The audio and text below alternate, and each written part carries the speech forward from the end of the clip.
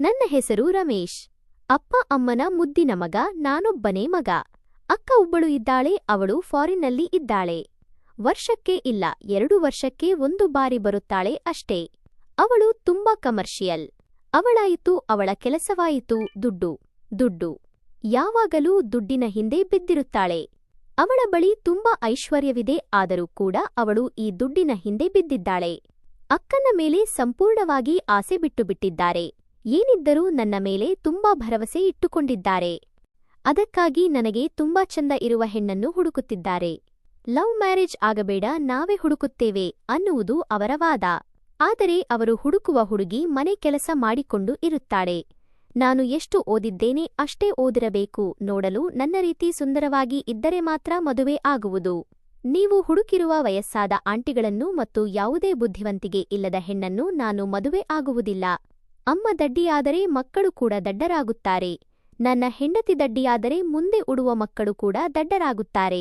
ನನ್ನ ಹೆಂಡತಿ ನನಗಿಂತ ಸ್ವಲ್ಪ ಶಾರ್ಪ್ ಇದ್ದರೂ ಪರವಾಗಿಲ್ಲ, ಆದರೆ ಕಡಿಮೆ ಶಾರ್ಪ್ ಇರಬಾರದು ಅಂತ ತುಂಬಾ ನಯವಾಗಿ ಹೇಳಿ ಪ್ರತಿಯೊಂದು ಹುಡುಗಿಯ ಫೋಟೋವನ್ನು ನೋಡಿ ನಾನು ತಿರಸ್ಕರಿಸುತ್ತಿದ್ದೆ. ಏಕೆಂದರೆ ಇವನಿಗೆ ಅವರೆಲ್ಲ ಇಷ್ಟವಾಗುತ್ತಿರಲಿಲ್ಲ.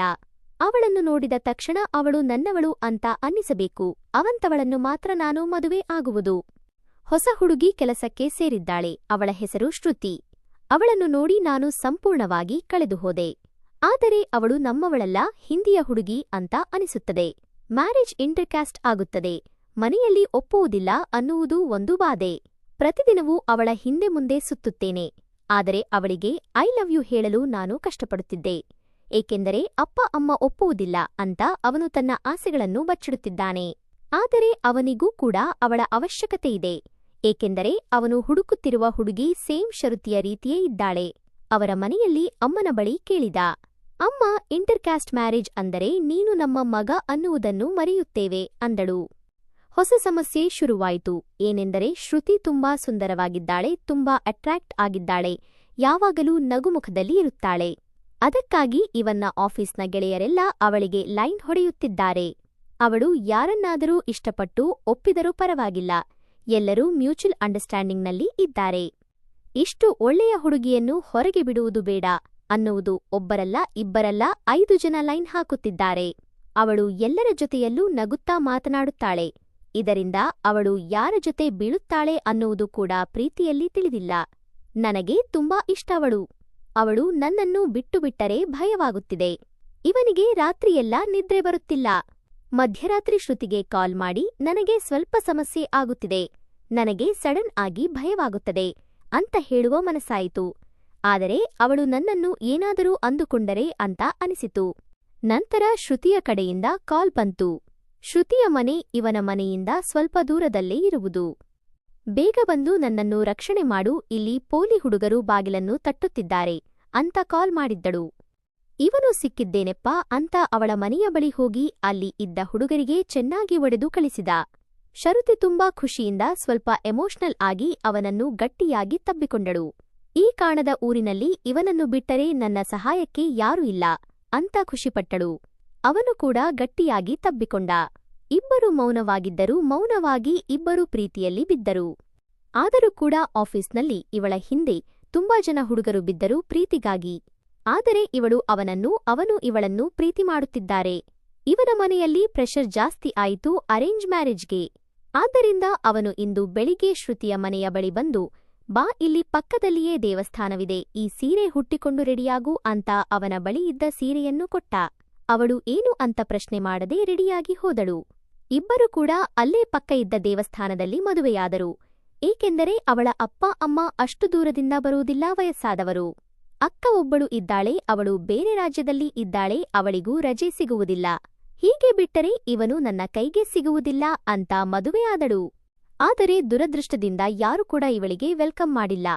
ನಂತರ ಇವನೇ ಮನೆಯ ಒಳಗೆ ಬಂದು ಅವಳಿಗೆ ಆರತಿ ಮಾಡಿದ, ಸೇರನ್ನು ಒದ್ದಿಸಿದ, ತನ್ನ ಪ್ರೀತಿಯ ಮಡದಿಯನ್ನು ಎತ್ತಿಕೊಂಡು ರೂಮಿಗೆ ಕರೆದುಕೊಂಡು ಹೋದ. ಮದುವೆಯಾಗಿ ತಿಂಗಳಾದರೂ ಕೂಡ ಅವರ ಮನೆಯಲ್ಲಿ ಯಾರೂ ಸರಿಯಾಗಿ ಇವಳ ಬಳಿ ಮಾತನಾಡುತ್ತಿರಲಿಲ್ಲ. ನಂತರ ಕ್ರಮೇಣ ಎಲ್ಲ ಸರಿಹೋಯಿತು. ನನ್ನ ಹೆಂಡತಿಯನ್ನು ಪ್ರತಿಯೊಬ್ಬರೂ ಪ್ರೀತಿ ಮಾಡುತ್ತಾರೆ. ಮದುವೆಯಾಗಿ 2 ವರ್ಷವಾಗಿದೆ, ಇಬ್ಬರೂ ಸಂತೋಷದಿಂದ ಬದುಕುತ್ತಿದ್ದೇವೆ. ಆದರೆ ನೆಂಟರುಗಳು ನಮ್ಮನ್ನು ನೆಮ್ಮದಿಯಾಗಿ ಇರಲು ಬಿಡುತ್ತಿಲ್ಲ. ಮಕ್ಕಳು ಯಾವಾಗ ಅಂತ ಕೇಳುತ್ತಿರುತ್ತಾರೆ. ಆದರೆ ಮಕ್ಕಳು ಮಾಡಿಕೊಳ್ಳುವ ವಯಸ್ಸಲ್ಲ. ಇನ್ನು 2 ವರ್ಷ ನಾನು ನನ್ನ ಹೆಂಡತಿ ಫ್ರೀಯಾಗಿ ಇರಬೇಕು, ಒಬ್ಬರಿಗೊಬ್ಬರು ಅಂಟಿಕೊಂಡು ಅಂತ ಆಸೆ ಆಗುತ್ತಿದೆ ನನಗೆ. ಆದರೆ ಈ ಜನಗಳು ಅಂತ ಬೇಸರವಾಯಿತು. ಎಲ್ಲರೂ ಪ್ರೀತಿಯಿಂದ ಮಾತನಾಡಿಸುತ್ತಾರೆ, ಸಂಬಂಧಿಕರು ಕೂಡ ಅವಳನ್ನು, ಏಕೆಂದರೆ ಅಷ್ಟು ಚಂದ ನನ್ನ ಹೆಂಡತಿ ಶ್ರುತಿ. ನನ್ನ ಬದುಕಿನ ದೇವತೆ ಅವಳು. ಅವಳಷ್ಟು ಅಂದದ ಚಂದದ ಹುಡುಗಿ ಈಗಿನ ಕಾಲದಲ್ಲಿ ಇಷ್ಟೊಂದು ಓದಿಕೊಂಡಿದ್ದರೂ ಸ್ವಲ್ಪ ಕೂಡ ಜಂಬ ಇಲ್ಲ ಅಂತ ಹೆಂಡತಿಯನ್ನು ಪಡೆದಿದ್ದು ನಾನೇ ಅದೃಷ್ಟ. ಹೆಂಡತಿಯನ್ನು ಹೋಗಳಿ ಹೋಗಳಿ ಸುಸ್ತಾಗುತ್ತಾನೆ. ಆದರೆ ಇತ್ತೀಚೆಗೆ ಅಪ್ಪ ಅಮ್ಮ ಮಕ್ಕಳಿಗಾಗಿ ಪೀಡಿಸುತ್ತಿದ್ದಾರೆ. ಇಂದು ಅವರ ಬಲವಂತಕ್ಕಾಗಿ ನಾವು ಡಾಕ್ಟರ್ ಬಳಿ ಹೋಗಿ ಬಂದೆವು. ರಿಪೋರ್ಟ್ನು ಅಪ್ಪ ಸಾಯಂಕಾಲ ತಂದರು. ಎಲ್ಲ ಚೆಕ್ಪಾಗಿತ್ತು, ನಮ್ಮದು ರಿಪೋರ್ಟ್ ಒಂದು ಬಾಕಿ ಇತ್ತು. ರಿಪೋರ್ಟನ್ನು ತೋರಿಸುತ್ತಾ ಅಪ್ಪ ಅಳುತ್ತಿದ್ದಾರೆ. ನನ್ನ ಪ್ರೀತಿಯ ಹೆಂಡತಿಗೆ ಮಕ್ಕಳು ಎಂದು ಕೂಡ ಆಗಲು ಸಾಧ್ಯವೇ ಇಲ್ಲ. ಇದರಿಂದ ಅವನಿಗೆ ದುಃಖವಾಗುತ್ತಿದೆ. ಆದರೆ ಅವರ ಮನೆಯಲ್ಲಿ ವಾರಸುದಾರ ಬೇಕು, ಒಬ್ಬನೇ ಮಗ ಇರುವುದು ನಮಗೆ ಅಂತ ಅಪ್ಪ ಅಮ್ಮ ತುಂಬಾ ನಯವಾಗಿ ಅವನ ಬಳಿ ಹೇಳುತ್ತಿದ್ದಾರೆ. ಕ್ರಮೇಣ ಮನೆಯಲ್ಲಿ ಗಲಾಟೆಗಳು ನಡೆಯುತ್ತಿದೆ. ಅಮ್ಮ ನನ್ನ 2ನೇ ಮದುವೆಗಾಗಿ ರೆಡಿ ಮಾಡುತ್ತಿದ್ದಾಳೆ. ಶ್ರುತಿಯ ಒಳ್ಳೆಯತನವನ್ನು ತುಂಬಾ ಕೆಟ್ಟದಾಗಿ ಬಳಸಿಕೊಳ್ಳುತ್ತಿದ್ದಾಳೆ. ಈಗ ಅವನಿಗೆ ಚಿಕ್ಕ ವಯಸ್ಸು, ಅದಕ್ಕೆ ನೀನಿದ್ದರೆ ಸಾಕು, ಆದರೆ ಮುಂದೆ ಅವನಿಗೂ ನಿನಗೂ ವಯಸ್ಸಾದ ಮೇಲೆ ಅವನು ಪ್ರತಿದಿನ ನಿನ್ನನ್ನು ಬೈಯುತ್ತಾನೆ, ನಿನ್ನಿಂದ ನನಗೆ ಮಕ್ಕಳಾಗಿಲ್ಲ ಅಂತ. ಈ ಮಾತನ್ನು ಕೇಳಿಸಿಕೊಂಡು ಶ್ರುತಿ ಅಳುತ್ತಿದ್ದಾಳೆ. ಪ್ರತಿಯೊಬ್ಬರೂ ಕೂಡ ರೆಡಿಯಿದ್ದಾರೆ ಅವಳನ್ನು ಮನೆಯಿಂದ ಹೊರಗೆ ಹಾಕಲು. ಇದನ್ನು ತಿಳಿದು ಅವನಿಗೆ ತುಂಬಾ ತೊಂದರೆ ಆಯಿತು. ನನ್ನ ಹೆಂಡತಿಯನ್ನು ಇದರಿಂದ ಕಾಪಾಡಬೇಕು, ಮನೆಯನ್ನು ಬಿಟ್ಟು ಹೊರಟು ಹೋಗೋಣ, ಬೇರೆ ಮನೆ ಇಬ್ಬರು ಮಾಡಿಕೊಂಡು ಇರೋಣ. ಅಂದರೆ ವಯಸ್ಸಾದ ಕಾಲದಲ್ಲಿ ಅಪ್ಪ ಅಮ್ಮ ನೋವು ತಿಂದರೆ ನಮಗೆ ಒಳ್ಳೆಯದು ಆಗುವುದಿಲ್ಲ ಅಂತ ಯೋಚಿಸುತ್ತಾನೆ. ತುಂಬಾ ಶ್ರೀಮಂತ ಮನಸ್ಸುಳ್ಳವನು ಇವನು. ಇಂದು ಶ್ರುತಿ ಕೂಡ ಗಲಾಟೆ ಮಾಡುತ್ತಿದ್ದಳು, ಇಬ್ಬರು ಡೈವರ್ಸ್ ತೆಗೆದುಕೊಳ್ಳೋಣ, ನನಗೆ ನಿನ್ನ ಜೊತೆ ಇರಲು ಸಾಧ್ಯವಿಲ್ಲ ಅಂತ. ಆಗ ನಾನು ಅವಳಿಗೆ ಹೇಳಿದೆ, ನನ್ನ ಕಣ್ಣುಗಳಲ್ಲಿ ಕಣ್ಣನ್ನು ಇಟ್ಟು ನೋಡು ಅಂತ. ಅವಳು ಅಳಲು ಶುರು ಮಾಡಿದಳು. ಇದು ಮನೆಯವರ ಖುಷಿಗಾಗಿ ಅವಳ ಪ್ರೀತಿಯನ್ನು ತ್ಯಾಗ ಮಾಡುತ್ತಿದ್ದಾಳೆ. ಅವಳಿಗೆ ಸಮಾಧಾನ ಮಾಡಿದೆ. ಬೇಕಾದರೆ ಯಾರು ಅಪ್ಪ ಅಮ್ಮ ಇಲ್ಲದ ಮಕ್ಕಳನ್ನು ತಂದು ಸಾಕೋಣ, ಆದರೆ ನಮ್ಮಿಬ್ಬರ ಸಂಬಂಧವನ್ನು ಬ್ರೇಕ್ ಮಾಡುವುದು ಬೇಡ, ನೀನಿದ್ದರೆ ನಾನು ಅಂತ ಅವನು ಅಳುತ್ತಿದ್ದಾನೆ. ಅವಳಿಗೂ ಕೂಡ ಅವನ ಪ್ರೀತಿಗಾಗಿ ಅಂಬಲಿಸುವ ಹೃದಯ. ಅವನಿಗಾಗಿ ಒಳ್ಳೆಯದಾಗಲಿ, ಅವನ ಮಗು ಈ ಮನೆಯಲ್ಲಿ ಓಡಾಡಲಿ ಅನ್ನುವುದು ಅವಳ ಆಸೆ. ಸರೋಗಸಿಗಾಗಿ ತುಂಬಾ ಪ್ರಯತ್ನ ಮಾಡುತ್ತಿದ್ದಾಳೆ, ಆದರೆ ಇವನು ಒಪ್ಪುತ್ತಿಲ್ಲ. ಇನ್ನು 2 ಕಡೆ ಟೆಸ್ಟ್ ಮಾಡಿಸೋಣ, ಅಥವಾ ಇಷ್ಟು ಅರ್ಜೆಂಟ್ ಏನು ಮಕ್ಕಳಿಗೆ ಅಂತ ಹೇಳುತ್ತಿದ್ದಾನೆ. ಮಾರನೇ ದಿನ ಶ್ರುತಿ ಅಕ್ಕ ಕೀರ್ತಿ ಬಂದಳು. ಅಕ್ಕ ತಂಗಿ ಇಬ್ಬರೂ ತುಂಬಾ ಎಮೋಷನಲ್ ಆದರು. 2 ವರ್ಷದ ನಂತರ ಅವರಿಬ್ಬರೂ ಸೇರಿರುವುದು. ಅವರ ಅಕ್ಕ ತುಂಬಾ ಸ್ಟ್ರಿಕ್ಟ್ ಅಂತ ಅನಿಸುತ್ತದೆ, ಮಾತನಾಡುವುದು ಕೂಡ ಕಡಿಮೆ. ತಂಗಿಯನ್ನು ನೋಡಿದ ತಕ್ಷಣ ಅವಳು ಹೊರಗೆ ಕರೆದುಕೊಂಡು ಹೋದಳು, ನಿನ್ನ ಜೊತೆ ಮಾತನಾಡಬೇಕು ಅಂತ. ನಮಗೆಲ್ಲ ಒಂದು ರೀತಿ ಕಸಿವಿಸಿ. ಇಲ್ಲಿ ಇದ್ದರೆ ಫ್ರೀಯಾಗಿ ಮಾತನಾಡಲು ಸಾಧ್ಯವಾಗುವುದಿಲ್ಲ ಅನ್ನುವುದು ಅವಳ ಉದ್ದೇಶ. ನನಗೆ ಭಯ, ಎಲ್ಲಿ ನನ್ನ ಹೆಂಡತಿಯನ್ನು ಕರೆದುಕೊಂಡು ಹೊರಟು ಹೋಗುತ್ತಾಳೆ ಅಂತ. ಏಕೆಂದರೆ ಶ್ರುತಿ ನನ್ನ ಪ್ರಾಣ, ನನ್ನ ಆತ್ಮ, ನನ್ನ ಸರ್ವಸ್ವ. ಅವಳಿಲ್ಲದೆ ನಾನು ಇರಲು ಸಾಧ್ಯವೇ ಇಲ್ಲ ಅಂತ ಇವನು ತುಂಬಾ ಪರಿತಪಿಸುತ್ತಿದ್ದಾನೆ. ಪದೇ ಪದೇ ತನ್ನ ಹೆಂಡತಿಗೆ ಕಾಲ್ ಮಾಡಿದ್ದ ಅವಳು ಫೋನನ್ನು ಕಟ್ ಮಾಡಿದಳು. ಸ್ವಲ್ಪ ಸಮಯಕ್ಕೆ ಇಬ್ಬರೂ ಮನೆಗೆ ಬಂದರು. ಶ್ರುತಿ ಏನೂ ಮಾತನಾಡಲಿಲ್ಲ, ತುಂಬಾ ಸೈಲೆಂಟಾಗಿ ಇದ್ದಳು. ನಿನ್ನ ಅಕ್ಕ ಏನು ಹೇಳಿದಳು ಅಂತ ಸನ್ನೆ ಮೂಲಕ ಕೇಳಿದೆ. ಅದು ನನಗೆ ಪಿಜ್ಜಾ ತಿನ್ನಬೇಕು ಅಂತೂ ತುಂಬಾ ಆಸೆ ಆಗುತ್ತಿತ್ತು. ಅಕ್ಕ ಪ್ರತಿ ಬಾರಿ ಬಂದಾಗಲೂ ಒಂದು ರೆಸ್ಟೋರೆಂಟ್ಗೆ ಕರೆದುಕೊಂಡು ಹೋಗುತ್ತಾಳೆ. ಅಲ್ಲಿ ತುಂಬಾ ಚೆನ್ನಾಗಿರುತ್ತದೆ, ಅಲ್ಲಿ ಹೋಗಿದ್ವಿ ಅಂತ ನಗುತ್ತಾ ಹೇಳಿ ರೂಮಿಗೆ ಹೊರಟು ಹೋದಳು. ಆದರೆ ಪ್ರತಿಯೊಬ್ಬರಿಗೂ ಗೊತ್ತು ಅವಳು ಹೇಳುತ್ತಿರುವುದು ಶುದ್ಧ ಸುಳ್ಳು ಅಂತ. ಏಕೆಂದರೆ ಅವಳು ಸುಳ್ಳನ್ನು ಹೇಳಬೇಕಾದಾಗ ಕಣ್ಣನ್ನು ಮುಚ್ಚುತ್ತಾಳೆ. ಇಂದು ಅವಳನ್ನು ಪ್ರಶ್ನಿಸಲು ಸಾಧ್ಯವಿಲ್ಲ.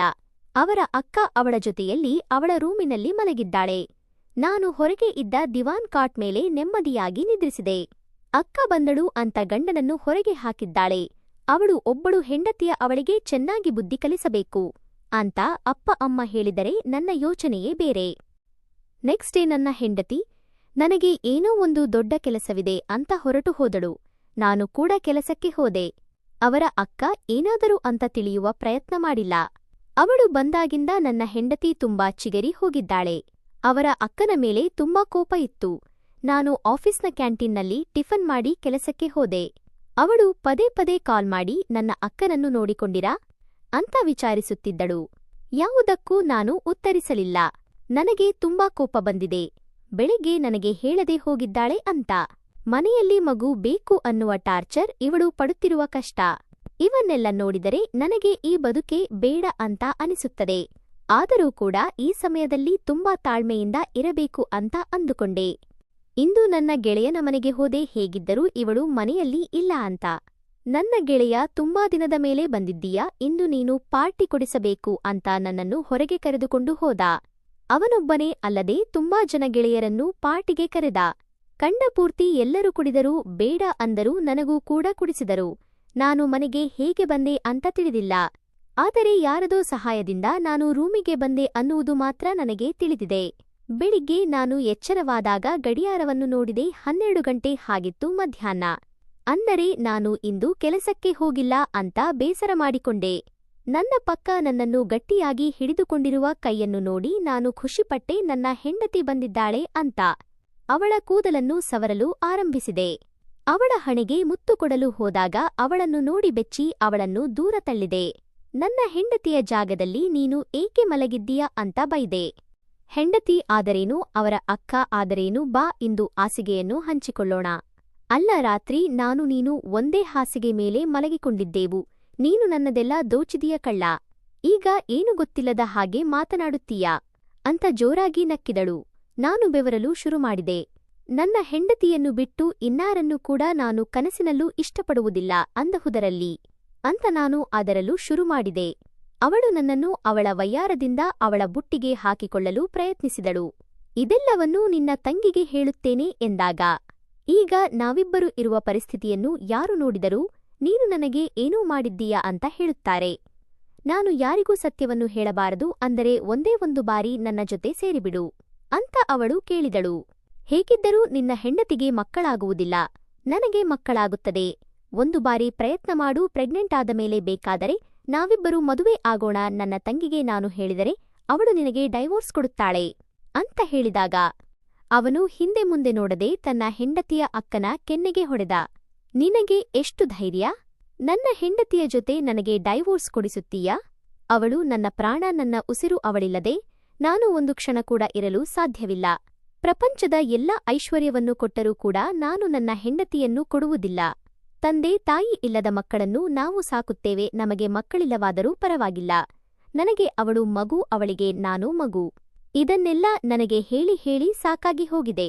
ಇಂದು ನಾನು ಸುಮ್ಮನಿರುವುದಿಲ್ಲ. ನಾವಿಬ್ಬರೂ ಯಾರ ಕಣ್ಣಿಗೂ ಕಾಣದಂತೆ ಹೊರಟು ಹೋಗುತ್ತೇವೆ ಬಹಳ ದೂರ. ಅಷ್ಟರಲ್ಲಿ ಬಾತ್ರೂಮಿನಿಂದ ಯಾರೋ ಬಂದಂತೆ ಅವನಿಗೆ ಭಾಸವಾಯಿತು. ಹಿಂದೆ ತಿರುಗಿ ನೋಡಿದಾಗ ಯಾರೂ ಅಲ್ಲ, ಅವನ ಪ್ರೀತಿಯ ಹೆಂಡತಿ. ನೀನು ಯಾವಾಗ ಬಂದೆ ಅಂತ ಕೇಳಿದ. ನಾನು ತುಂಬಾ ಸಮಯವಾಯಿತು ಬಂದು, ನಾನು ಎಲ್ಲೂ ಹೋಗಿಲ್ಲ. ಏನೋ ಹೇಳಲು ಹೋದಾಗ ಅವಳ ಅಕ್ಕ ಹೇಳುತ್ತಾಳೆ, ನಿನ್ನೆ ಅವಳನ್ನು ಡಾಕ್ಟರ್ ಬಳಿ ಕರೆದುಕೊಂಡು ಹೋಗಿದ್ದೆ. ಅವಳು ತಾಯಿ ಆಗುತ್ತಾಳೆ, ಅವಳಲ್ಲಿ ಯಾವುದೇ ಸಮಸ್ಯೆ ಇಲ್ಲ. ನಿನ್ನ ಅಪ್ಪ ಅಮ್ಮ ತಪ್ಪಾದ ರಿಪೋರ್ಟನ್ನು ತೋರಿಸಿ ನಿಮ್ಮಿಬ್ಬರಿಗೆ ಮಕ್ಕಳಾಗುವುದಿಲ್ಲ ಅಂತ ಎದುರಿಸುತ್ತಿದ್ದಾರೆ ನಿನಗೆ ಬೇರೆ ಮದುವೆ ಮಾಡಿಸಲು. ನಿನ್ನ ಅಪ್ಪ ಅಮ್ಮನ ರೀತಿ ನೀನು ಕೂಡ ಅಂತ ನಾನು ಎಷ್ಟು ಹೇಳಿದರೂ ಅವಳು ಕೇಳುತ್ತಿಲ್ಲ. ನನ್ನ ಗಂಡ ಅಪರಂಜಿ ಬಂಗಾರ ಅಂತ ಹೇಳಿದಳು. ಆ ಬಂಗಾರ ಎಷ್ಟು ಪ್ಯೂರ್ ಅಂತ ಪರೀಕ್ಷೆ ಮಾಡಲು ನಾನು ಇದನ್ನೆಲ್ಲ ಮಾಡಿದೆ. ನೀನು ಅವಳು ಹೇಳಿದ್ದಕ್ಕಿಂತ ಹೆಚ್ಚು ಪ್ಯೂರ್ ಅಂತ ಅನಿಸಿತು. ದಯವಿಟ್ಟು ನಮ್ಮನ್ನು ಕ್ಷಮಿಸಿ ಅಂತ ಅವಳ ತಂಗಿಯ ಗಂಡನ ಬಳಿ ಕ್ಷಮೆ ಕೇಳಿದಳು. ತಂಗಿಯನ್ನು ಗಟ್ಟಿಯಾಗಿ ತಬ್ಬಿಕೊಂಡು, ನೀನು ನಿಜವಾಗಲೂ ನನಗಿಂತ ವಯಸ್ಸಿನಲ್ಲಿ ಚಿಕ್ಕವಳಾಗಿದ್ದರೂ ಜೀವನದಲ್ಲಿ ಒಳ್ಳೆಯ ಹುಡುಗನನ್ನು ಹಾರಿಸಿಕೊಂಡಿದ್ದೀಯಾ. ಬದುಕಲು ನೆಮ್ಮದಿಯಾಗಿ ಬದುಕು. ಇಲ್ಲೇ ಬದುಕುತ್ತೀಯ, ಹೊರಗೆ ಹೋಗಿ ಬದುಕುತ್ತೀಯ ಗೊತ್ತಿಲ್ಲ. ಆದರೆ ನಿನ್ನ ಗಂಡನನ್ನು ನೀನು ಎಂದು ಬಿಡಬೇಡ, ಅವನ ಮೇಲೆ ಎಂದು ಅನುಮಾನ ಪಡಬೇಡ. ದೇವರು ಒಂದು ಪಕ್ಷ ನಿನ್ನ ಕೈ ಬಿಟ್ಟರೂ ಇವನು ನಿನ್ನ ಕೈ ಬಿಡುವುದಿಲ್ಲ ಅಂತ ಹೇಳಿದಳು. ನಂತರ ನನಗೆ ಇಂಪಾರ್ಟೆಂಟ್ ಮೀಟಿಂಗ್ ಇದೆ, ನಾನು ಹೋಗುತ್ತೇನೆ, ನೀವು ಎಚ್ಚರ, ಇನ್ನೇನು ಆಗುತ್ತೀರಾ ಅಂದಾಗ ನಾನು ನಿಮ್ಮ ಮೇಲೆ ಕೈ ಹಾಕಿದ್ದು ಸಾರಿ, ನಾನು ವಿದೇಶದಲ್ಲಿ ಹೋದಿದ್ದರಿಂದ ಹಾಗೆ ಮಾಡುವುದು. ನನಗೆ ಕಾಮನ್, ದಯವಿಟ್ಟು ಕ್ಷಮಿಸಿ, ನಿಮಗೆ ತುಂಬಾ ಡಿಸ್ಕಂಫರ್ಟ್ ಆಗಿದ್ದಾರೆ ಅಂತ ಹೇಳಿ ಅವಳು ಹೊರಟು ಹೋದಳು. ಇವನು ಅವರ ಅಪ್ಪ ಅಮ್ಮನ ಜೊತೆ ದೊಡ್ಡ ಜಗಳ ಮಾಡಬೇಕು ಅಂತ ಹೊರಗೆ ಬಂದ. ಮಗು, ನಮ್ಮನ್ನು ಕ್ಷಮಿಸು ಅಂತ ಅಪ್ಪ ಅಮ್ಮ ಇಬ್ಬರೂ ಅವನಿಗೆ ಕೈ ಮುಗಿದರು. ವಯಸ್ಸಾದ ಮಂದಬುದ್ಧಿಗೆ ತಪ್ಪು ಮಾಡಿದೆವು, ವಂಶ ಅಭಿವೃದ್ಧಿ, ಹಿಂದಿಯ ಹುಡುಗಿ ಅಂತ. ಆದರೆ ನೀನು ಅವಳ ಮೇಲೆ ಇಟ್ಟಿರುವ ಪ್ರೀತಿಯನ್ನು ನೋಡಿ ಭಯವಾಗುತ್ತಿದೆ. ನಿನ್ನ ಈ ತಪ್ಪು ಅಪ್ಪ ಅಮ್ಮನಿಗೆ ಶಿಕ್ಷೆ ಕೊಡಬೇಡ ಅಂತ ಅವರು ತುಂಬಾ ಯಾತನೆಯಿಂದ ಕೇಳಿದರು. ನನಗೆ ನನ್ನ ಹೆಂಡತಿ ಎಷ್ಟು ಮುಖ್ಯ ಅಷ್ಟೇ ಮುಖ್ಯ, ಅದಕ್ಕಿಂತ ಹೆಚ್ಚು ನೀವು ಇಷ್ಟ. ಆದರೆ ಅವಳು ನನ್ನ ಕರ್ತವ್ಯ ಅಪ್ಪ. ಅವಳನ್ನು ಬಿಟ್ಟು ಇನ್ಯಾರಿಂದಲೂ ನಾನು ಆ ಪ್ರೀತಿಯನ್ನು ನಿರೀಕ್ಷೆ ಮಾಡಲು ಸಾಧ್ಯವಿಲ್ಲ. ಮದುವೆ ಆಗಿ ಹೋಯಿದ್ದು ಹೆಂಡತಿ ಅವಳು ಅಷ್ಟೇ, ಆ ಜಾಗದಲ್ಲಿ ಇನ್ಯಾರೂ ಬರುವುದಿಲ್ಲ.